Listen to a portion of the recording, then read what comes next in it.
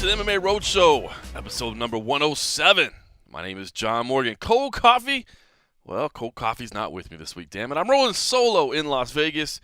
Cold Coffee got to take himself to Kansas City for UFC on Fox 24. That is an amazing card. Matt Erickson is up there. The new guy, Simon Samano, is up there as well, getting a little event experience, seeing what it's like to run things on the road. So those three are out there, and I'm enjoying one last week at home with the wife and kid finally back in Las Vegas. So we are split up for one more week, but we'll be back together next week in Nashville. And the big junkie himself, Mr. Stand Up, will also be out there as well for UFC Fight Night 108.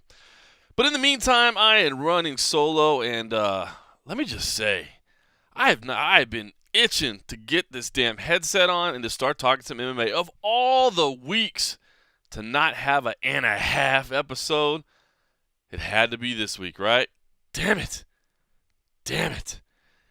UFC 210 was awesome, man, and it was awesome from the fact that it was entertaining, and also because there was severe controversy as well. And unfortunately, due to the work and personal schedule that myself and Cold Coffee had, we could not get together to do that and a half episode.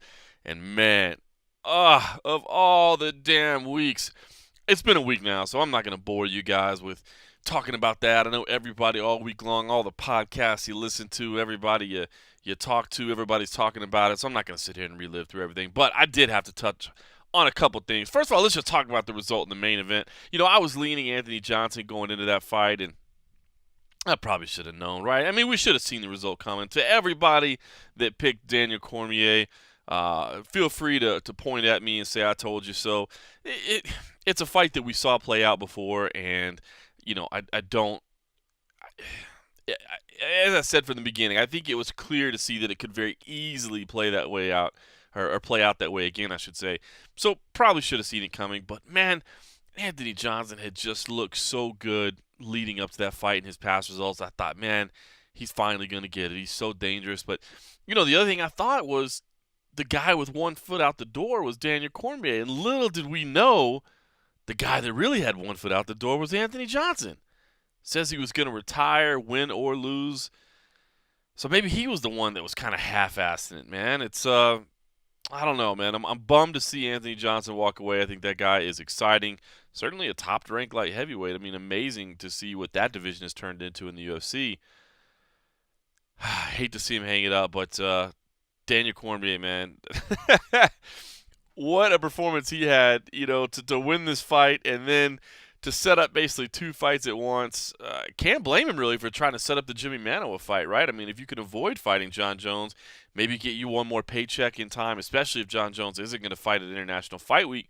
Maybe Daniel Cormier thinks he could slip one in the summertime. I don't think he's trying to avoid John Jones, but why not have a backup plan in place, right? Have another fight ready to go. So good for Daniel Cormier for, you know, playing the villain role and setting up a couple fights. I did want to touch on the weigh-ins, you know, that people have been talking about all week long. Bottom line, Daniel Cormier was wrong. You can't be on the scale and touch the towels like that and put your hands on the towels. I know I talked to Cold Coffee this week, and I know, you know, he in reviewing that footage feels the same way. I mean, it doesn't take a rocket scientist to see that you can see the tension that's on the towel when he lets go. You can see the way the towel, you know, returns back up. So I mean, there was definitely some pressure on there, and I guess what I want to say about it is this, you know, first of all, did that factor into the fight? I don't think so. I mean, Cormier's weight cut was hard, but it wasn't like he didn't have any more weight to lose. I think he could have gotten down to weight in the next 2 hours. He certainly didn't look good, man. If you saw that embedded where he said, "This is my last fight at light heavyweight," he's since, you know, kind of come back on that and said, no, I'm going to fight again at light heavyweight. You know, obviously that was just a knee-jerk reaction for emotion. But if you saw that embedded, man, he looked rough. And I'm glad they showed that. You know, the UFC for a long time has said you can't show the weight cut in their internal documents, and I think they probably still feel that way. You know, I don't think it's anything they want to shine a light on. You know, it's a dangerous part of the sport. It's a hard part of the sport. But I like when they allow images like that in there because I thought it was powerful to see what he had gone through. But I think he still could have made light heavyweight. But I guess what I want to say here is that is that I don't think we can guess Daniel Cormier's intent. He said he was trying to cover himself up. Come on, man. I don't know if I buy that, especially the fact that he pushed down on it, not pulled up on it. Um, he said he didn't know that was a wrestling trick. I mean, I don't know what Daniel Cormier's seen. He's been wrestling his whole life. I would be shocked to think that he's never seen that the towel trick, so to speak. But maybe he hasn't. Maybe he hasn't. So I don't know that we can ever fully know what his intent was. But what I can know is that I think he was wrong.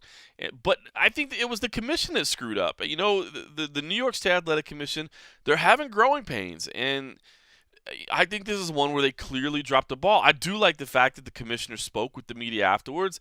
If you saw that video, we had it up on MMA Junkie. Justin Park was up there, and Matt Erickson was up there in Buffalo, New York. We had it up. I like the fact that the commission member talked about it. I thought his answers were kind of bad. I don't think he was clear. I think what we got to do is figure out a way that there's one-on-one conversations. The way they do it in other sports, my understanding is that when the officials are made available to the media, you have basically like one pool member, basically where one person of the media is selected, and I think it's kind of rotated through by the outlet or whatever, per season. And we could easily do that, where one person gets to go ask the questions, and then that information is given to the remainder of the media. I think that'd be great. Because listen, I mean, as a commission member, you're not used to doing interviews and stand up there with 10 cameras in your face and a bunch of people asking questions. I get that that's got to be a little bit tough. Maybe they're going to stammer over their words a little bit. Maybe they're going to answer something wrong. I think he misunderstood some of the questions he was being asked, to be honest with you. So, but maybe if it was a one-on-one conversation. And maybe one week it's MMA Junkie, and the next week it's MMA Fighting, and the next week it's Sherdog, and the next week it's MMA Weekly, and the next week you just go on, and a different media member each week is the person that has access to the officials. I'd love to see something like that. I would love to see the officials be more engaging. And if it's a little bit overwhelming to have them come to a press conference or to have them stand in front of a bunch of media, maybe we have them stand in front of one, and that person is trusted in, answering or asking the questions that we all want the answers to. So, but the bottom line is I think the commission screwed up. And I think they'll probably make sure it doesn't happen again. I mean, that's the whole point, is that nobody should be touching anything.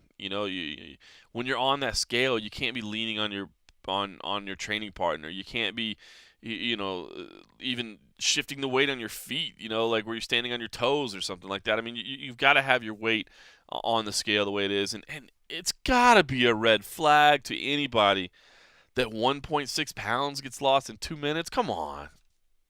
That's a huge red flag. So, but I guess the way I feel leaving this is that the New York Commission screwed up. Again, I've said it over the years. So many times where people talk conspiracies and that sort of thing. I think it's ineptitude, oftentimes way more than it is conspiracies, and I think that's definitely the case here. I just think they made a mistake, and I think they're making it's growing pains of a growing commission, but they've got to fix it. They got to get that right. And I take nothing away from Daniel Cormier. Hey, in the state of mind he's in, even if he did it on purpose, I don't blame him. If you can game the system, man, when you're hurting like that, I don't blame you for trying. If you're not cheating, you're not trying, right? But it's the commission's job to make sure it doesn't happen. So hopefully they can learn lessons from this. And hopefully they can learn lessons from the co-main event with Gegard Mousasi picking up the win over Chris Weidman. Again, I don't want to spend a ton of time on this because I know you guys have been hearing people give their takes all week long, and we screwed up. Damn it, we should have had our and a half episode, and you could have heard from us then. But I just kind of want to go on record, I guess, for anybody that does care what my opinion is. I do think the knee was clearly legal. At best, there was fingertips from the second hand on there, and we know now under the new rules that it's got to be 2 hands or 2 fists. So I think the knee was legal, but I think the bigger thing is it just points out that the inconsistency here is an issue. And New Jersey has since come out and said, hey, listen, man, we didn't adopt these new rules, and this is exactly why, and this shows that this was a stupid rule and we need to rescind the rule.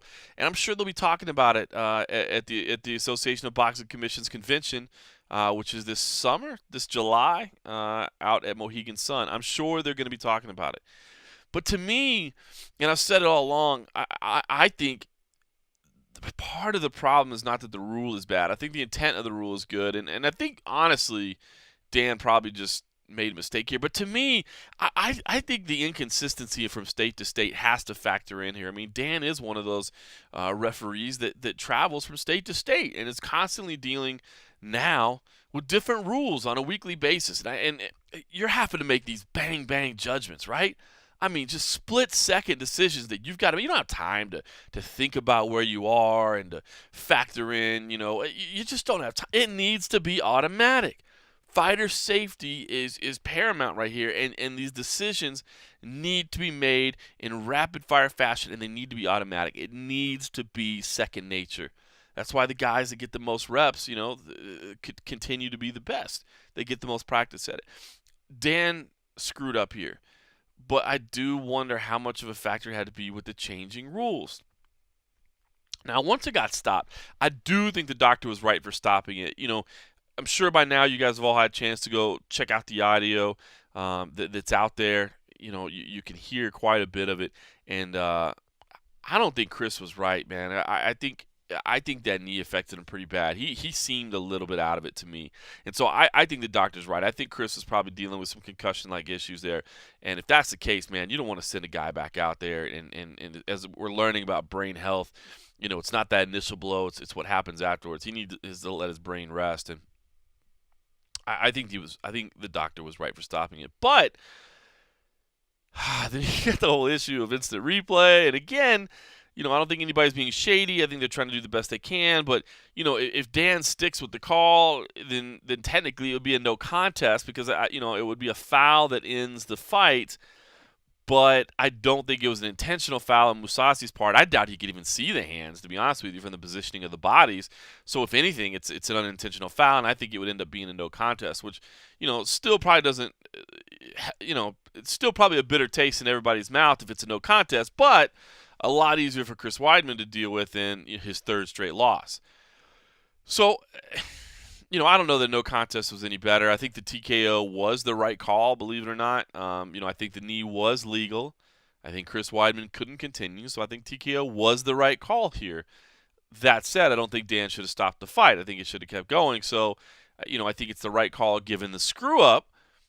But, I kind of wish maybe Dan would have been just like, hey, I screwed up. We're going to restart this fight. If the doctor had said he could continue, which he couldn't. So, shitty situation, man. There's just no easier way to put it than that. And I say, go with the rematch. I know Gegard is saying he doesn't want the rematch. There's no reason to do it. But for me, go with the rematch, man. I think Gegard's coming back. I know he's a free agent, but I do believe the UFC will sign him. That is not from any inside information, but it's just my feel. I think it's fairly obvious when they're happy to let somebody go. And when they want to keep somebody. And I think this is Gegard Mousasi is a fighter they want to keep. They're still developing the market in the Netherlands. They've got a show there later this fall. I don't know if he'll headline that show, but certainly they want to keep developing the market, and he's got some ties there. Also, that middleweight division is looking good. I think Gegard's fighting better than ever. He's starting to get verbal. I think he's more marketable than ever. I think there's a lot of reasons to keep Gegard Mousasi around. And the fact that, Dana has come out and said he's a fan of Gegard Mousasi. And like it or not, Dana still has significant influence in this company. If he likes a fighter, he's going to work for him. He's said before, and other people have said before, kind of behind the scenes, like, listen, we'll never lose a free agent unless we just are cool with letting him go. And I don't think Gegard is a guy they're cool with letting go. So I think he's coming back. And to me, unless it's an interim title fight, Yoel Romero's not going to fight. And I don't know that it makes sense to do an interim title fight. I mean, the title is going to be on the line, right? Michael Bisping versus George St. Pierre. And I don't think we need more damn interim title fights. So I think Romero's going to sit. And I don't blame him. I don't blame him for sitting. So if he's going to sit, what's Gegard got? That's the top guys right there, right? I mean, we got to get through Whitaker and Shaka Ray this weekend. Maybe there's something there. But to me, I don't know. The way things are lining up, I say just run it back. Just run it back. Do it again. That's what I'd like to see. I know Gegard may not like it, but, I think if that's the only option that's presented to him, I think you could sell it to him. I mean, I thought he was very respectful and humble. I love the fact that he kind of told his corner to stop celebrating. I thought that was a classy move on Gegard's part. So I'd like to see the rematch. We'll see what happens. Gotta feel bad for Chris Weidman. We talked about going into that fight, all that was on the line, and for it to end that way, not just in a loss, but for in such bizarre fashion, it just had to be absolutely heartbreaking for him. So, I mean, we saw the frustration, but gosh, you've heard the frustration from his team. Matt Serra, obviously, if you listen to the UFC Unfiltered podcast, he was frustrated. Certainly Ray Longo, if you listen to the Anik and Florian podcast, where Ray Longo does the Ray Longo minute, he was pissed. So the frustration lasts. So anyway, I don't want to talk about too much 210. Like I said, it was a fun card. We said it was going to be fun. It did end up being fun. I guess I should say real quick on this. I will say Dana White upset me on Saturday, and I wish I would have been there because his whole thing about not listening to the media, that was wrong. Okay, I know what he's saying, but the fact of the matter is the commission told the media the fight was off. The commission told the fighters the fight was off. And I'm glad the UFC, and of course we're talking about Cynthia Calvillo and Pearl Gonzalez. I'm glad that the UFC continued to work diligently behind the scenes to save that fight, and kudos to them for getting it, done, saving the fight, making sure it was on. But for Dana to slam everybody and act like, it was false reporting and people were rushing to judgment. No, people were saying what the camps had been told, what the commission was saying. The news was right. So I wish I would have been there. I had somebody at the press conference did kind of challenge him a little bit, but didn't push it too far. But yeah, I hated to hear that, man. I hated to hear him slam everybody. I just didn't think that was necessary. So I get where he's coming from. It pisses him off, especially. I know a lot of the things that really upsets the UFC is when they're trying to work on something, whether it be, say, like a fight that they're trying to make, or a contract deal that they're trying to get done. Or maybe something like this where they're trying to get the bout saved. And then the media reports on it and it changes things. People that are involved, let's say like nobody ever knew that the fight was supposed to be canceled and the commission could easily make a decision behind the scenes that nobody ever hears about. And they go, oh, okay, well, hell, I know we said we got that rule, but, well, nobody knows we have that rule. Let's just make this fight happen. Same thing with a fight, for instance. Like they get two fighters to agree to fight, and then and nobody ever hears about it until it's announced and it's done. It's official. But sometimes things leak out in the media, and then public opinion goes one way, or people feel pressure. And I know that's why the UFC doesn't like things getting out, and that's why they say, don't listen unless it comes from us. Don't listen unless it comes from us. That's of course why they want to say it. They want to control the message, and a lot of times when people do get involved in the middle of negotiations, things get screwed up, deals get screwed up, fights get lost, contracts get lost. Maybe the bout had gotten lost. What if New York had dug in and said, dude, I don't care what the UFC is saying. We already told the public that this thing wasn't going, to happen. We can't go back on our own word. And then the commission feels like they're painted into a corner and they have to cancel the fight. That's the type of situation the UFC is looking to avoid. And I get it. I respect them for that. And I'm glad that they got this fight to happen, but I thought it was wrong for Dana to kind of slam the media and act like the reports weren't right because that was the information that was given. So, anyway, but it was a fun card, man. Thiago Alves, retiring Patrick Cote, Charles Oliveira looking amazing. Man, Will Brooks struggled in his UFC run. Miles Jury looked awesome. Kamaru Usman, another decision, but, man, that dude is a force. Of course, I've really been following that guy's career since I got to deal with him a little bit down at Titan when I was doing some commentating for them. It's been fun to watch him kind of grow his career. So, fun fights all around. It really was a good night of fights. And, I watched it on TV. All right, let's, so, like I said, we couldn't do the and a half episode because we had to work, myself and Cold Coffee. And it's been a busy week ever since Monday. Actually got to go to L.A. For a media lunch out there with Demetrius Johnson, Michelle Watterson, both fighting this weekend at UFC on Fox 24. They had a luncheon out there. Not the most attended luncheon, I'll be honest with you. Probably understandable, I guess. This is not a Conor McGregor. This is not a Ronda Rousey. So the mainstream media that we see a lot of times, I think it was, opening week too for baseball and some of the local sports media. Of course, Southern California, they got a couple teams to worry about. So, I think some of the mainstream sports media that we see at times wasn't able to attend, but it was good, man. It was fun. We got to talk to both of them kind of one-on-one for about 20 minutes or so.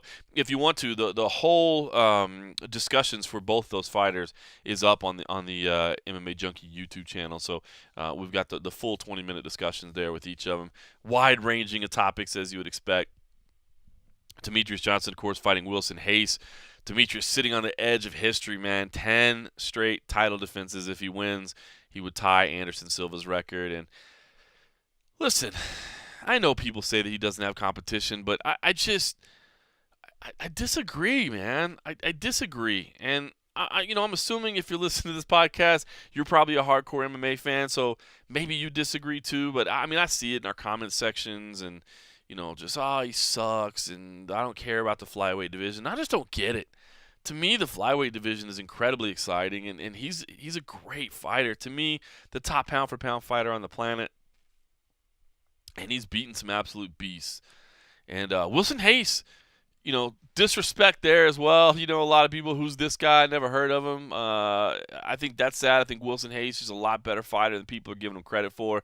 I think the other thing that's awesome about him is that Wilson was granted the title shot, and then through circumstances that weren't his own fault, Demetrious Johnson got hurt, and Wilson fought not just once but twice. Fought Hector Sandoval, fought Oka Sasaki, who I'm big on Oka Sasaki. I think he's dangerous. I think Sandoval's dangerous too. Definitely unknown, but certainly tough fighters. And Hayes beat both of them, and got his way back to this title shot.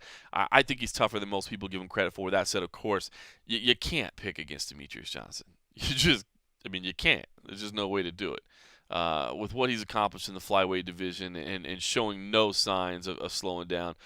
Anything is possible, of course, in mixed martial arts. That's what makes it so fun. But you got to pick Demetrious Johnson. But, man, what an accomplishment this would be to tie that long-standing record of 10 title defenses in a row. That's just, I'm afraid that people aren't going to give Demetrious Johnson the respect that he deserves if he does accomplish it, because, people do hate on the flyweights, but you look at the names he's beaten, man. He's beaten everybody in the division. It's not like he's avoiding anybody.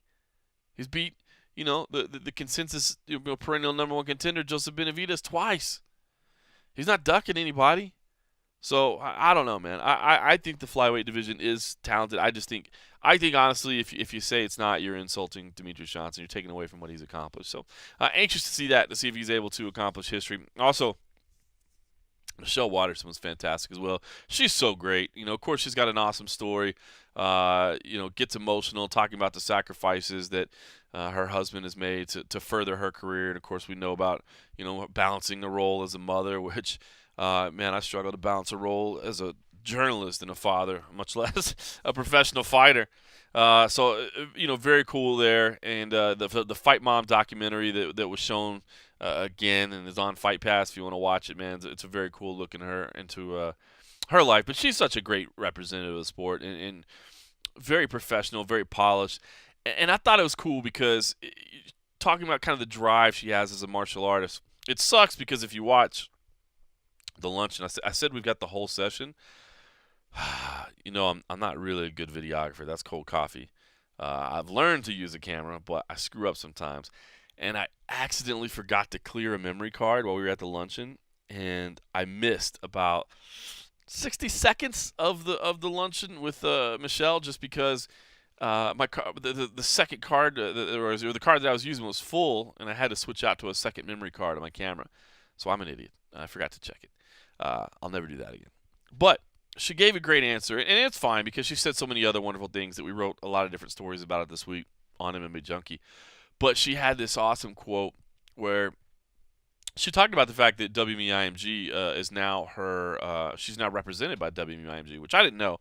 I guess I don't necessarily keep track of who all is signing with them. And of course, when they sign with WME-IMG, just to clear this up, if you weren't aware of this, they're not allowed to represent that athlete then in their salary negotiations.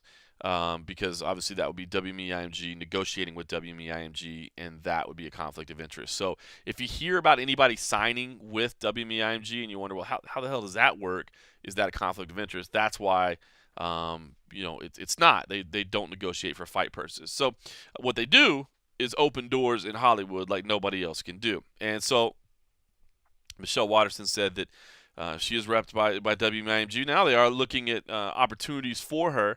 And I asked her, I said, listen, I mean, doesn't that, the fact that you've got great things going on here, what if they came to you and said, check this out. We've got a $150 million deal for you. This Hollywood movie company, they want to sign you for a 5-picture deal. I don't know, that's probably even too much money, but whatever. A 10-picture deal. But, because she said she wants to do some action movies. She'd love to do some of that stuff. But the caveat I threw out there was they want you to quit fighting now because they're investing so much money in you. They don't want their star getting punched in the face. Would you do it? And it was funny because Demetrius Johnson was standing behind us at the time, and he starts yelling out. He's like, do it! Walk away! Hell yes, you take the deal. and it was funny because she thought about it, and she was like, she's like, well, yeah, I mean, I'd probably have to. I mean, how do you turn down that kind of money? It's not like you're doing something illegal for it. You're just doing something else. So yeah, I definitely have to do it. But man, I would probably always in the back of my head say, what if, I wanted to be UFC champion? What if, damn it? What if? So I thought that was cool to hear her drive. And she also openly admitted, she not only wants to be the champ, she wants to beat Joanna Jędrzejczyk to do it. She said, look, how cool is that? I want to beat the one that's undefeated. I want to fight the toughest one out there, and that's what I want. I don't want her to lose to Jessica Andrade or something along that. I said, no. I want to beat her to do it. I want to be the first one. So, very cool stuff there, man. She's all class. She's got a tough fight with Rose Namajunas, man. I love this fight. I picked Michelle Waterson in my staff pick, but man, I feel like that fight could go either way. So anxious for that. Excuse me. Talked about Demetrius Johnson there. I'm choking. Sitting here by myself choking. Ugh.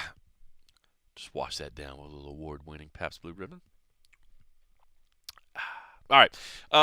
Love the fact that Demetrius Johnson's personality is coming out as well. If you follow him on Twitch, which I do not, I'm not a big video game streaming guy, but I think he shows a lot of it there. But he's really showing a lot of his personality. I think there's great stuff there, and he had some great stuff to say too. Talking about kind of the fact that he doesn't mind not being the super popular guy. He kind of enjoys flying under the radar a little bit, and also said, he gets the fact that this is the day and age of the Conor McGregor era of how to make money. He's like, but that's just not me, and I'm not gonna be untrue to myself in an effort to make more cash. So that was great. He did welcome a fight with Cody Garbrandt as well. So, man, that'd be bonkers. I mean, I obviously want to see Cody Garbrandt fight T.J. Dillashaw first. And more on that in just a second. All right, something else I got to do this week. Victory FC 56. If you've paid attention this week, I've actually had a couple pieces on Victory FC. We teased it last week. Again, I kind of want to get back to writing about some prospects, and I don't know, look into some of the regional scene. I enjoy telling stories about fighters that maybe you don't know yet, and was able to do a little bit of that this week. And I could write, I could write a story about what Conor McGregor had for breakfast and get 10 times the amount of clicks any of these stories are going to do. But I like telling them, and I like maybe putting some new people on your radar. So one of the guys I got to talk to was Raufeon Stots. He's actually headlining Victory FC 56. If you're listening to this on Friday when it posts, that fight is going to be tonight on UFC Fight Pass. If you're listening to it later in the week, well, it already happened. But go back and watch it on UFC Fight Pass. He is fighting Robert Emerson in the main event of Victory FC 56. The bantamweight title's on the line. Robert Emerson, you remember that name, right? Old school UFC. He's actually a 2-division champion in Victory FC. He's got the 135-pound and 145-pound belt. He's putting the bantamweight division title on the line against Raufeon Stots, who's undefeated. His story is on MMA Junkie. We have one of his full fights, a high kick knockout. His first knockout from his career is posted in full on MMA Junkie, and I also wrote a little story about him as well. Guy has an incredible lineage, man, in the sport. So thought I would also, in case you didn't have a chance to check out any of that, let you listen to a little bit of Raufeon Stots, a fellow Texas native. He was actually born in Houston, ended up going to school up in Kansas, and I believe now calls Wisconsin home. He trains with the Rufus sport, but I thought I'd let you listen to a little bit of Raufeon Stots. Well, let's talk about it, brother. I mean, haven't even been fighting professionally for 2 full years yet, and yet all this buzz is about you, man. People are talking about, maybe the UFC in your near future. What's the ride been like for you so far, man? It's been pretty good so far. I'm on the fast track, and that's the way I like it, Yeah, I've been pretty good. I feel like I've been progressing, as a fighter and a person, pretty fast. So I can't really complain so far, at least. No doubt. Well, let's talk about how you started in mixed martial arts. Obviously, I know you boast a collegiate wrestling background, but did you always know you were going to try your hand at MMA, or how did you come to that decision? No, I actually, when I was in Kearney, Nebraska, I was coaching wrestling, and one of my best friends, Josh Smith, he's also a fighter out of American Top Team. He was helping out at the gym with Gents Pover and in Kearney, Nebraska, and then Gents Pover asked me to come out just to kind of run some wrestling practice to help out with the guys for wrestling, and I eventually started taking BJJ classes with him, and then he started holding mitts for me and doing some boxing classes with me, and he convinced me to start fighting pretty much. Wow, that's incredible. That's not a bad lineage to have there. Yeah, no, I've been pretty blessed with the lineage. So I started under Gents Pover, then we moved out to Iowa. So I trained a little bit under Pat Miletich, and then Pat Miletich led me in the direction of Duke Rufus. That's incredible. Been pretty blessed. That's incredible, man. Well, talk about the progress you've made, because I feel in watching you fight, certainly your wrestling skills are there, but in watching you, it doesn't seem like you feel like you've got to use those wrestling skills all the time. It seems like you're fairly comfortable on the feet. So talk about your development as a complete mixed martial artist and kind of how you feel as an athlete. I feel amazing, and the thing with striking is so fun. So it's hard to not not strike with somebody. So, but that's one thing, I kind of pride myself in being a well-rounded mixed martial artist. So I'm pretty comfortable wherever the fight goes. So if it goes to the ground, I'm comfortable there. I've got techniques. I've got stuff that I like working. I'm comfortable being uncomfortable pretty much in any situation. And that's the way I like, to fight. That's the way I would for me to see myself as a fighter. That's the way I want people to see me, as a well-rounded fighter, kind of like a Demetrius Johnson. You got to be good at everything to beat me, because if any mistake you make, I'm taking opportunities to close the deal and capitalize. That's awesome. You've had some highlight reel finishes and victory for sure, but your last fight, a decision, but against a veteran in Jeff Curran. What did you take out of that fight? I mean, I'm sure you're always looking for the finish, but it is a guy that's been around the sport forever. So what'd you take? Man, that's exactly right, man. I was looking for the finish so bad, but he's a veteran. He's freaking versatile. Kind of anywhere we went, he was able to defend off a lot of my strikes. That's a good fight for me, because it lets me know, that I can dominate these top level athletes. And when it comes to fighting, I had a little bit of stuff I could work on, and I was able to fix some of the kind of mistakes I would make against that type of fighter. So that was a good fight for me. I mean, Jeff Curran, fought everywhere, fought all over the world. He's fought in the UFC. He was definitely an athlete. Or when coming into that fight, you always have not doubts, but okay, hey, I'm here. Let's see what I really got, And that fight really told me, or it kind of reaffirmed to me that, man, I'm a top level athlete, and I'm ready to make my stride. That's awesome. Well, you get another one of those guys with Robert Emerson, a dude that's certainly been around forever, seen it all, done it all. He's holding 2 belts right now, which is impressive. Yeah. What do you think about him as a fighter? As a fighter, I think he's a hard no. I mean, he's an awesome fighter. If I wasn't fighting him, I'd be a fan of him. He's an awesome fighter. But as far as me fighting him or the matchup between me and him, I just feel like I'm a little more versed everywhere, and he's at a point in his career where he's got a set of skills that have worked well for him in the past, and they have worked well for him, but he's like tried and true to the set of skills he has and that's also been the downfall in a lot of his fights. So I just feel like I'm able to adapt kind of as the fight progresses, where he's what he's coming to do. He's coming to try to knock your head off. He's pretty versed on the ground, but he's coming to knock your head off, which is awesome for me. I'm ready to bang. I've been putting in a lot of work on my striking, a lot of work on my on the bag, and I'm ready to give somebody a night with these hands. I gave somebody a shin to the face. I'm looking to put these hands on them.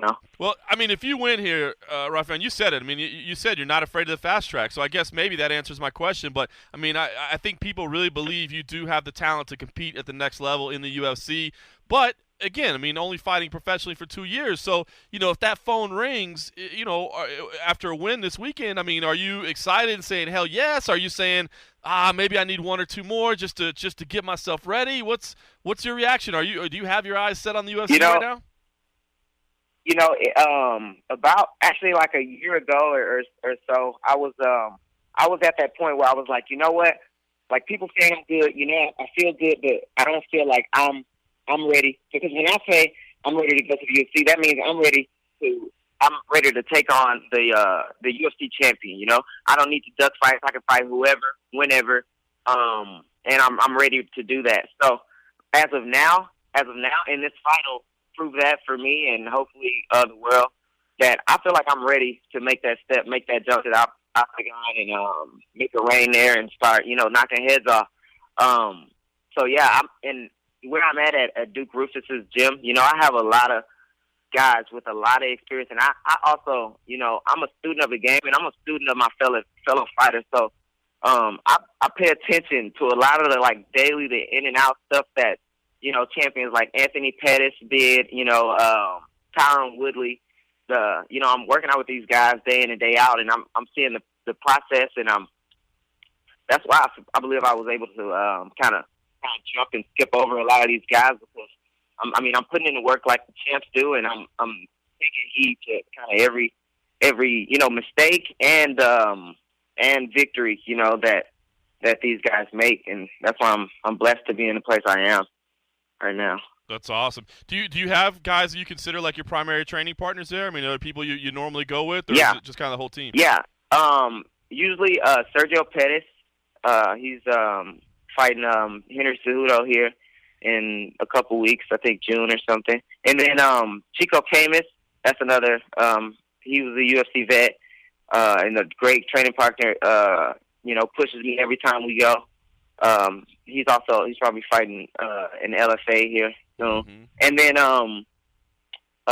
we got tons of up and comers. We got Nate Jennerman, Emmanuel Sanchez, who fights for Bellator. Anthony Pettis, of course, Eric Koch, Chris Wright, Ode Osborne, and we're or Paul Felder also. At Rufus Sport, we kind of got a close knit group. It's not the biggest. We don't have the most fighters in the world, but we definitely have some good quality fighters in there. Some top level athletes and people that really know what they're doing. You're not going there getting an easy round. You're not going in there kind of running over some of the people. So, so that's pretty much my training group, though. That's awesome, man. Well, listen, this is a big fight for you for sure, man. I think a win here. I think is going to get you a lot of attention, man. So definitely wish you the best luck. Any last thoughts, messages, anything like that you want to make sure we get across for you? Um, no. Um, can I have a shout out to sponsors and Twitter and Instagram and stuff, or Absolutely, is that not a? absolutely. Okay. I would like to thank Combat Corner, DC Mouth Guard, BB Roofing, J. Kurt's Painting, Brothers Moving, and Wheelscape or B Leaf Wheelscaping. And then if you guys want to give me a follow at Raufeon Stots on Instagram, Twitter, and Facebook. Awesome, brother. All right, man. Well, wish you the best of luck. We'll definitely be watching, and I appreciate the time, man.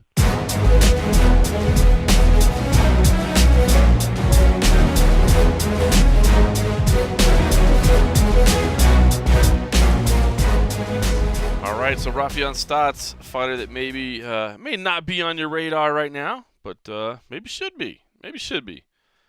He has got a tough fight in Robert Emerson, man. Robert Emerson may be fighting better than he ever has in his career right now. But Stots, to me, looks like the real deal. This is, like I said, somebody I just kind of wanted to write about and hopefully put on your radar if he wasn't there already. A lot of MMA to watch this weekend, man. I'm going to be actually recapping Victory FC 56 for MMA Junkie on Friday night. We've got a couple people working on Friday night because you got Bellator 177 that's airing as well. You got LFA as well on Friday. So 3 different fight cards you can watch on Friday. UFC on Fox 24, which is freaking loaded, man. I love this card, and it's free. No pay-per-view. Good Lord, man, this card is good. And then Risen, if you want to watch Risen. Now, that's a pay-per-view. But if you want to watch that, it'll be late Saturday night, basically at 2 a.m. Eastern, I think, when it starts. And it's $15 on Fight TV. So that is pay-per-view. A lot of MMA to watch this weekend. So, okay, so listen. Before Cold Coffee went out of town, he and I did some additional work together this weekend. I can't talk about it yet, but I do want to say we had somebody tell us this alleged Cody Garbrandt knocking out T.J. Dillashaw video does exist. This is somebody that's not associated with either fighter. Not associated with either team, said they saw the video footage. Said they saw the video footage. So, put on your detective hat. Gotta figure out how to get to the bottom of this. I don't know. I think it's kind of weird. I mean, TJ's come straight out and said if it exists, just post it. I don't think it happened. I don't remember it happening. This person says they saw it. I don't know. All right, speaking of Garbrandt and Dillashaw, the Ultimate Fighter 25, the debut of that is kicking off very soon. I'm going to be watching it. A lot of seasons, I'm not going to lie, a lot of seasons of the Ultimate Fighter I've watched because I had to. I used to have to recap all the episodes for years and years and years. Lately, that fun has fallen to Mike Bond. I don't know if it will go to Simon Samano now that he's kind of the new guy. Maybe he will. So there were a couple seasons where, I was watching it because I had to. But this one is one that I am looking forward to watching. I think it's intriguing bringing these guys back. A lot of the personalities that have been in there. I'm excited to see them back. And we've got interviews with a lot of them. A handful of them, I should say. Not a lot of them, but several of them. And we'll be rolling those out on the week of the debut, which is the week of the Nashville card. So next week. We'll roll out a bunch of those interviews, kind of get you keyed up, get you previewed for that. But I will say again, speaking to some people that are not involved in promoting the UFC and not involved in talking to the media and trying to sell us on anything.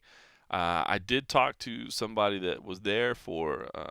I've actually talked to multiple people that have been there for most of the fights, if not all of the fights, when the season was being taped, and said it's actually got some really good fights. So anxious to see that. I can't imagine there's going to be much drama in the house, but since I don't watch the damn show for drama in the house, I think that's fine. Now that these guys have been there before, I can't imagine that they're going to be, wilding out in the house. So I gotta imagine it's gonna be pretty pedestrian, I guess we'll say. Pretty lame, if you will. But that's fine with me because a little goofiness here and there is all right. But I'm not there to watch. Wow, I was gonna say the first thing that came to mind was splooging in the fruit. and the sushi. But God, why was that the first thing that came to mind? That's the kind of stuff I'm not there for. I'm there to watch the fights. So I'm anxious for this. All right, one other thing that happened this week: Nevada State Athletic Commission meeting, where the one and only Nate Diaz received a new settlement similar to Conor McGregor, whose fine and community service was reduced when they decided to rehear the UFC 202 issues. Nate Diaz was already was brought up, and his fine and hours were reduced as well. I think the amazing thing about this is that Nate had already paid it, so he'd already paid his $50,000 fine. Now they've got to cut him a check for $35,000. How do you like that? The Nevada State Athletic Commission is going to be writing Nate Diaz a check for $35,000. Yeah, these Diaz brothers, man, they stick it to the NSAC. Now, I doubt anybody at the NSAC is actually right. I'm sure this will come from the state's general fund. But they got to issue him a refund. How crazy is that? Listen, I think this was a good move by the commission. I think pretty much everybody agreed the initial stuff was overboard. I never thought the percentage thing was overboard. I did think that the problem is this. There's no set standard, and I think that's the issue. So it does seem very subjective. Whatever you do, it's like you're just picking an arbitrary number. I did think the fact that the number was higher than you would expect is not such a bad thing because they both made so much money from the fight. And I think, and I contend, and I still do, as unpopular as it may be, I think a sliding scale of percentages is fine.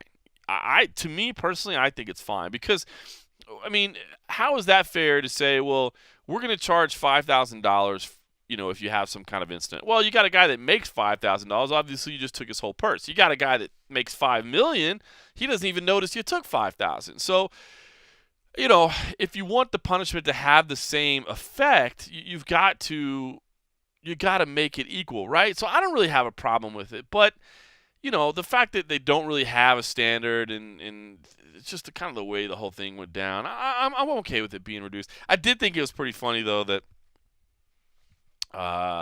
basically they had the whole thing worked out before the meeting, and that's fine. It's not that they need to wait for the meetings to get these things set up and to work out deals. They've got to be able to negotiate behind closed doors and work these things out and have meetings and telephone conversations and all that. Doesn't have to all play out in front of everybody. But they had agreed to have Nate Diaz on the phone from Hawaii. He was in Hawaii. Enjoying himself during this meeting. Certainly no need for him to come all the way to Vegas for that. But they agreed to have him on the phone, and then he didn't even bother to be on the phone. So I don't know. It's funny because I feel like the NSAC was trying to do everything they could to make this thing right, and then basically Nate Diaz just kind of sticks it to him, just shows he doesn't care at all enough to even be on the phone. So it was 6 a.m. in the morning in Hawaii, so maybe he was asleep, maybe he was just coming in, who knows? But it was just kind of a funny scene. I thought that the NSAC is basically admitting wrongdoing. They're gonna write this man a check for $35,000, and he can't even be on the phone. So crazy. All right, UFC on Fox 24. Cold Coffee is out there in Kansas City. We've had good coverage all week long. Matt Erickson has been out there with him. Simon Samano was out there with him. They did some work yesterday. Jacare and Robert Whittaker. Love this fight. Love this fight, man. Jacare, you got to feel like he's the right pick, right? This guy certainly, deserving of another shot maybe at Yoel Romero, certainly deserving of a big fight. He's been outspoken and critical of Michael Bisping for not taking the fights that matter the most. Robert Whittaker, man, he just keeps proving people wrong over and over again. I thought he was doomed just going up to the middleweight division. I'm not gonna lie. I thought, what is this guy doing? He is a welterweight at best. And what are you doing going up to 185 pounds? And what does he do but just keep rattling off win after win after win? 5-fight winning streak now.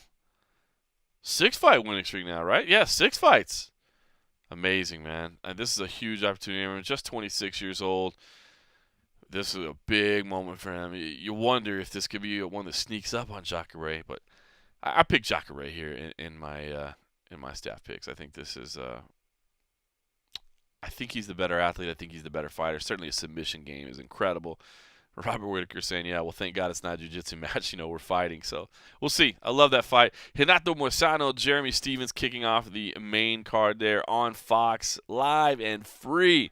You can just get antennas, man. You don't even have to have cable. You can just have antennas. How about the preliminary card on Fox as well? Roy Nelson, Alexander Volkov. Have you seen Roy Nelson? Man, if you haven't been following him on social media, he is blasting the UFC at every opportunity he gets, basically saying, they're not promoting me whatsoever. They're not doing anything, and he's retweeting people that are saying, "Oh, I didn't even know you were fighting. Glad to hear about it. They're not promoting you at all." And he's like, "Yeah, because the UFC sucks." Man, if this is a negotiating tactic, I don't know. I get the feeling that Roy is trying to just burn through his contract and head on over to Bellator. Certainly, he's had some tense negotiations with the UFC over the years, tense relationships over the years.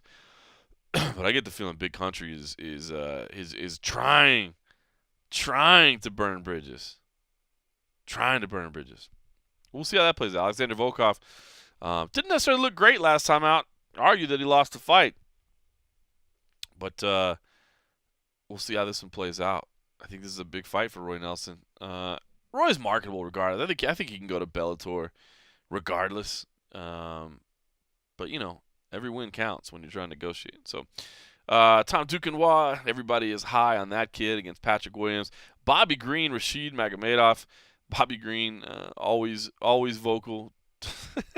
Told Matt Erickson he was just trying to avoid baby mama drama. Said he has 3 kids with a black girl, a white girl, and a Mexican girl. And he has a girlfriend right now. God damn it. Bless you, Bobby Green. Tim Elliott versus Louis Smolka. I like that fight at flyweight as well. And then 5 fights on UFC Fight Pass with, I think, the crown jewel there being Tanquinho Mendes, Augusto Mendes versus Aljamain Sterling. I really, really like that fight on UFC Fight Pass. So I think this card, UFC on Fox 24, is going to be a lot of fun. I love the fact that it's on Fox because it's over by 7 p.m. Pacific, which is awesome. I still end up having to work later. Even though I'm working from home, I'll be writing working on the post-fight stuff and working on all that. But, man, it's so much better than getting over 3 hours later. So West Coast Fox shows are the best.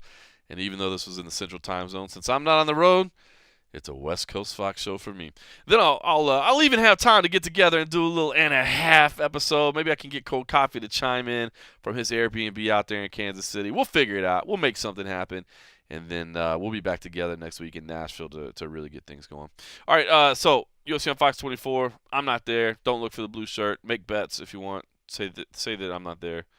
I'll get back on the road next week. Okay, carrying on with Victory FC 56, since I will be covering that show on Friday night. Just watching it on Fight Pass, but I'm writing up the recap. Another guy that I'm pretty high on. And he's very young in his career, but Sodiq Yusuff, to me, looks like the real deal. Fighting out of Team Lloyd Irvin, and I wanted to kind of get to know him a little bit more, just do an interview with him. I'd never talked to the guy before. Got him on the phone for the first time, and turns out this guy has an incredible story.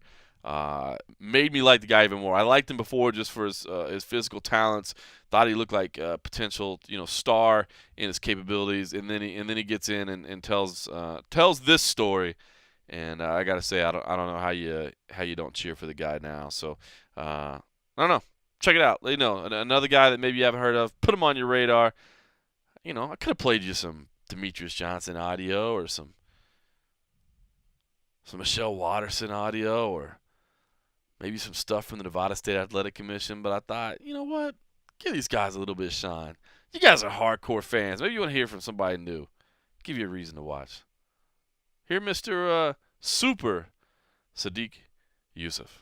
Let's just get started, man. I want to kind of get a little bit of your background. You were born in Nigeria, right? When did you come over to the United States?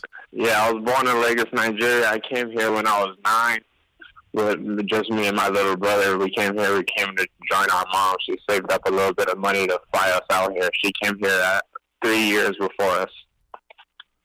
Wow. What did she do to pay the bills to save money to get you guys over? Man, back then she wasn't really a legal citizen, so it was like just small jobs. I think she was braiding hair, and she was sleeping on my uncle's couch in the living room. So she used the money she made from braiding hair and little small jobs she could find under the table to save up money for me and my brother. That's pretty amazing. You got to have a lot of respect for her for doing that. Oh yeah, that's my hero right there, man. That's one of my idols. That's awesome. Well, all right. So you come over to the United States. You're 9 years old. What's life like for you at that point? I mean, how do you get involved in athletics? I mean, what's it like for you? Nah, when we first came here, it was kind of a big culture shock. I still had a pretty thick Nigerian accent. We went through a little bit of bullying, but I think around fifth grade when I got into my first fight, that kind of ended, and I went through like a little bad streak of when I was solving all my problems through, hey, let me just fight it out because then they'll stop messing with me. But around high school, I smartened up a little bit. That's awesome. Well, how'd you get into official training? I mean, so you were street fighting. Did you ever think, man, maybe I could make a career out of this someday? Nah, it wasn't not necessarily street fighting. Just mostly just like stuff in school. But I saw the UFC on TV when I think in like the fifth grade or something like that. The moment I saw the UFC, I was like, oh man, that's what I'm gonna do when I grow up.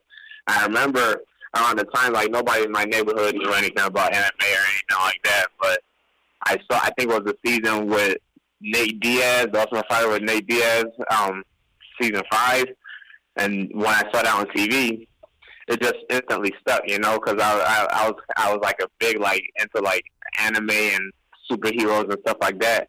And when I saw people actually fighting in real life, I was like, that's the closest thing you could be to like a real life superhero. And I was telling everybody from then on, I was like, oh man, that's what I'm gonna do when I grow up. I'm gonna be in the UFC. I've been telling people I was gonna be in the UFC since freaking middle school. Talk about, I guess, the steps you took to get there. I mean, did you figure out, hey, I need to enroll in martial arch academy, or what did you do? Well, here's the thing. I always told people I was going to do that, but I didn't know which way to go from step 1 to step 2 at all. I honestly, my family was real poor and stuff, so yeah, there wasn't going to be any martial arts for me. I couldn't afford that. But when I was in high school, I was just listening to the commentators, and I heard them say something about high school wrestling. And I was like, man, I wonder if my school has wrestling. And I went to go check with like the AD and stuff like that. It turns out we had wrestling in school, but it coming from my area, like wrestling is not a big story. You're not going to hear about most people going out wrestling. The black neighborhood and there was only 4 guys on the team. So I went out and tried for the wrestling team, but at this point, I didn't really have my head on right, and my grades was too bad. To make it on the wrestling team, you have to have higher than the 2.0 and no E's. I know that sounds pretty easy, but I wasn't really applying myself at the time, and I didn't have the grades. So I couldn't wrestle until my 11th grade year, my sophomore year. My junior year. So I was able to got my grades a lot better the next year, and I started wrestling. I wrestled my junior year, and I wrestled my senior year, and right after that, I came to Lloyd's. That's awesome. So really, just the desire to be on the wrestling team was what got your head straight? Well, yeah, that's what got my grades. It wasn't like it wasn't like I was like stupid or anything, but I never really applied myself. I didn't know which direction I was going in. I didn't want anything to do with school, honestly. But once I needed grades for wrestling, it was easy. I was even having to make grades for wrestling brought my regular grades up too. So then you get out of high school, and what's the next step? I mean, I got out of high school, and at this point, I'm not a citizen. So I didn't have the legal documents to be able to go straight into college. So I spent a full year just on my butt doing nothing, But my mom at this time, my mom was able to be legalized, and then she filed for us, and then I was able to be legalized. I went to Bowie University for a semester and a half, but I wanted nothing to do with college. Honestly, I was just there to make my mom happy. And whenever people was asking me what I was going to school for, I was like, I'm going to school for my mom, and that was the only thing. And then I saw Mike Easton fight in the UFC, a UFC that came to Washington, D.C., and he was talking about, he trains at Lloyd Irvin's martial arts. And at the gym was super far away from Bladensburg. Lloyd Irvin's was in Temple Hill, and from Bladensburg, if you was to take a car, it's only like a 25-minute drive. But I didn't have a car back then. I couldn't drive, and I had to take the bus. The only problem was the bus was like a 3-hour ride. If I was to take the train, I could probably get there. And if I get there in like an hour, if I could take the train, but the train would cost $12, and we didn't have a lot of money, so I had to take the bus instead. The bus would only be $3. $12 over $3 are a big difference, especially when you're broke. So I got on that bus the first day. I was like, all right, we're gonna do this. I put in my headphones, listened to my podcast, and it was 3-hour bus rides. Not 3-hour one way. It was only 3 hours because I had to go from one station to the next station and wait for another bus and then wait and do all that stuff. I came here and I signed up. And the moment I signed up, man, I was just stuck and I was addicted, I'll do my regular classes, and after my regular beginners classes, I'll just sit on the side and watch all the advanced people go. And they used to call me the jiu-jitsu stalker. That was my nickname here because I just used to look like a creep sitting around on the sidelines waiting for someone to let me in. I did that for like a good 5 months until one day Master Lloyd let me join the class because they had an odd number. And they were like, hey, you want to be a drill partner or blah, blah, blah. I was like, oh, man, yeah, like, no problem. And after they was done drilling, they let me have one role with DJ. And from then on, he started letting me join the class from time to time. Sometimes I'll show up and I'll just sit there, be the jiu-jitsu stalker.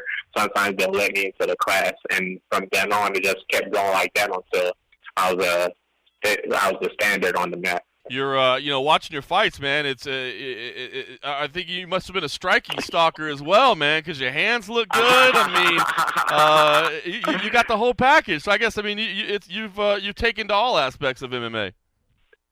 Yeah, 100%, man. The only reason why my strike has been such a display is because all the fight starts on the feet. But trust me, the ground game is there too. My gym is a jiu-jitsu gym.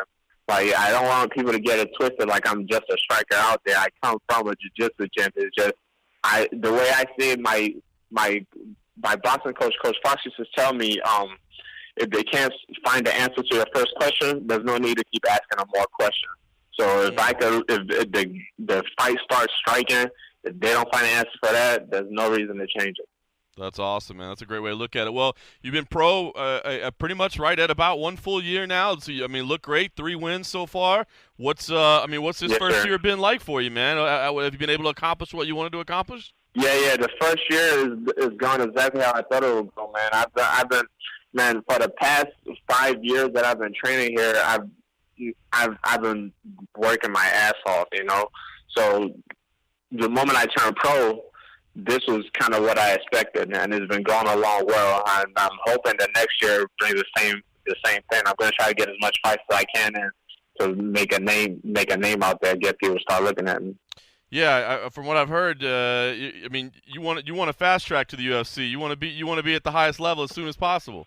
Yeah, 100%, man. Like, I think I can compete with a lot of guys that are in the UFC right now. The only reason why I'm not there is because of experience, But I put in the mat hours. I don't have the experience they do, but if you add up the amount of times I put in on a mat, it equals to most people, I train almost 6 or 7, 8 hours a day, 5 days a weekend. On the weekends, I train only 3 hours.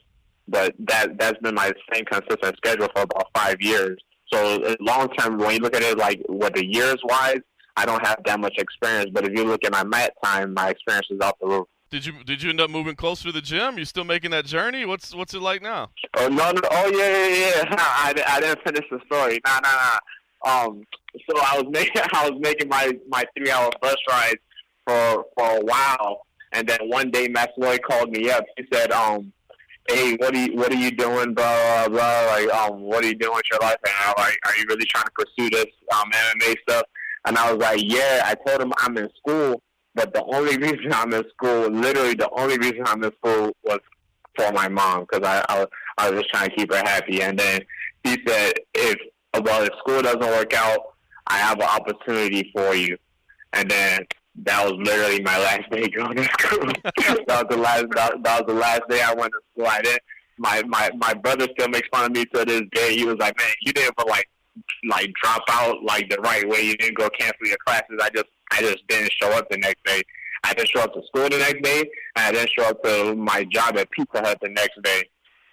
Matt Floyd said I could move into the fighter house, and at the fighter house is like a little bit, is like super close to the gym. I didn't drive at the time, but there were other fighters in the house that drove. There were other jiu-jitsu guys that drove, and they'll just give me rides from the gym back to the house. And I'll show up to the gym in the morning, like around 10, and I'll just stay there the whole day until someone's ready to leave again at 12 at night. And that was my schedule for a good 2 years until I finally got my driver's license and I was able to drive myself. But honestly, that's still kind of what I do now. That's amazing, man. So are you still in the fighter? So you're still in the fighter house now? Yes, sir. What's the motivation then? I mean, obviously, you want to be at the highest level. I mean, is it the glory? Is it the money? I got to imagine maybe taking care of mom is in there somewhere. Yeah. 100% is everything that you mentioned, man. It's like I honestly, my mom always says there has to be a reason why we came to this country. We've suffered a lot. There's a lot of times where we was almost homeless. So I don't want to sound like the Mr. I'm doing this just for the money guy, but I honestly think my talent is enough for me to be able to earn this type of money that I want to, and I'll be able to have my mom live comfortably, And my talent is there.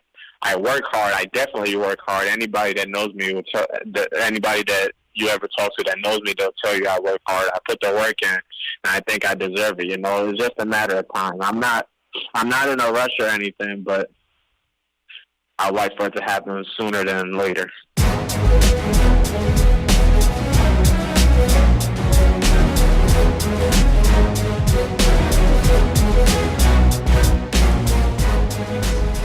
All right, Sodiq, Yusuff, somebody else to maybe put on your radar.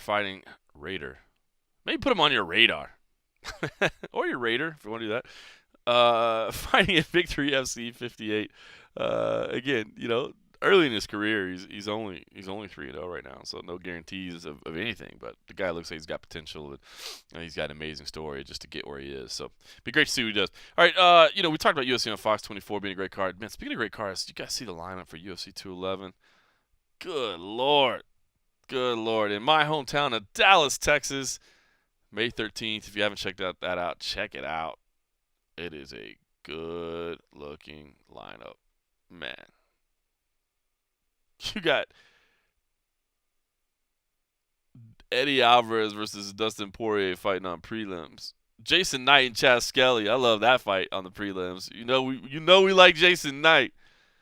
God, Frankie Edgar, Yair Rodriguez on the main card. Gotta love that, man. Dude, gotta love that. Anyway, that lineup's sick. I just wanted to throw that out there because it is in my hometown of Dallas, Texas. Very cool because that is May the 13th.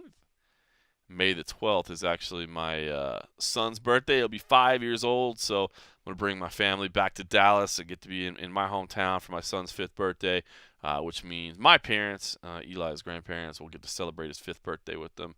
And, get to go there for an awesome lineup of fights. So looking forward to that. Also, hey, did you see Jimmy Manuwa? We were talking about Jimmy Manuwa earlier with Daniel Cormier. Did you see Jimmy Manuwa stopping by the MMA Junkie Radio studios this week? Good interview there. Wants to fight Cormier. Says he's taking it kind of personal and wants to fight. Again, I think Cormier kind of wants to do that fight too if John Jones isn't available. I don't think Cormier wants to sit around and wait on John Jones. But I thought it was cool how it came together. I happened to be sitting up and saw Jimmy Manuwa tweet that he was in Las Vegas and sent a message to George, and George reached out to his people, and in came Jimmy Manuwa, completely unexpected. He was on vacation here with his family. I imagine there's probably a little bit of business being done as well, but he's here on vacation and was able to stop by the MMA Junkie Radio studio. So there was a good story there, man. He's starting to embrace the role of talking a little bit, putting some stuff out there. So that was cool. I was glad that I could play a little small part in helping the MMA Junkie Radio guys get him on for the week. So other great stuff in this week, too, if you didn't see, UFC 212. The tickets are on sale. Of course, that is the card in Rio de Janeiro, or Rio, if you will. Fernanda Prates, our Brazilian reporter, was on site there doing some camera work, doing some one-on-one interviews there, shooting them and doing the on-screen by herself. So good stuff there. Some great content came out of there. First of all, Jose Aldo admitting that he learned from Conor McGregor. How hard must it have been for him to say that? Now, he didn't phrase it exactly that way. He said he learned from, I guess, the money that he made in the Conor McGregor fight, that things are changing. That there's no doubt about it. The business is changing. He has to admit it. You got to sell fights, right? You got to talk a little trash to sell fights, and he says he's down with it. So he's embracing that a little bit, and he says that, he's got some plans. It's crazy because Aldo has always been just so adamantly opposed to talking trash or to being disrespectful. Always wanted to be the good guy, the guy that got it right and said things the right way and did things the right way. He always wanted to be that guy, and now he's saying that that's going to change. So I thought that was pretty cool that he was able to admit that, and good for him. You know what I mean? He can't fight forever, and he had youth on his side for a long time, but that winning streak went away, and this is a big fight for him. And now he's saying there's some lightweight challenges on the horizon. He's got everything all mapped out, and he's going to start being a little bit more vocal. So thought that was really cool. And then, of course, Max Holloway.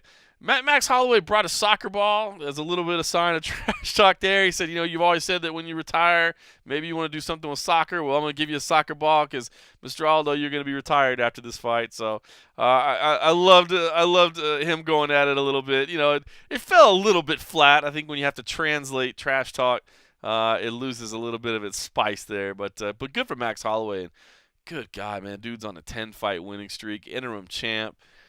Oh, man, I love this fight. I can't wait to get down to Rio for that fight. That is starting not starting as part of it. So after Dallas, then there's going to be a 4-week stretch where we do Stockholm, Rio, Auckland, and Singapore in back-to-back weeks. So that is going to be a nutty stretch. But that is one of the best fights in that stretch. There's no doubt about it. I cannot wait. And the other one, Anderson Silva, still without an opponent. Anderson Silva saying that he'll he's kind of up to fight whoever and but it's got to mean something. He wants Yoel Romero, he'll fight him because that means something. Then you got Malky Kawa who comes out and says Anderson turned him down. Doesn't want to fight Vitor Belfort because it doesn't really mean anything. Doesn't want to do rematches. Doesn't want to do so. Kind of trying to pick his. I'll be honest with you, and I was talking with Fernanda Prates about this as well. I wouldn't be surprised if he falls off that card.